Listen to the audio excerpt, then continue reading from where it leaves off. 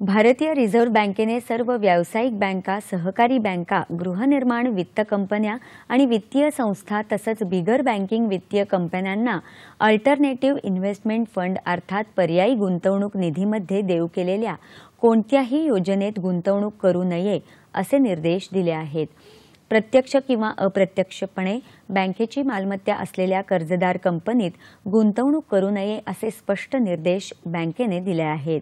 या संदर्भात रिझर्व्ह बँकेने काल एक अधिसूचना जारी केली आहे। यामध्ये कर्जदार कंपनी म्हणजे गेल्या 12 महिन्यांच्या कालावधीत कधीही बँकेकडून कर्ज घेतलेली कंपनी असा अर्थ होतो असं या अधिसूचनेत स्पष्ट केलं आहे। त्यामुळे जर अशा प्रकारची गुंतवणूक केली गेली असेल तर बँकांनी 30 दिवसांच्या आत ती काढून घ्यावी अशी सूचना बँकेने दिली आहे। जर ही गुंतवणूक काढून घेण्यात बँक सक्षम नसेल तर त्यांना स्वतः या गुंतवणुकीची 100% जबाबदारी द्यावी लागेल।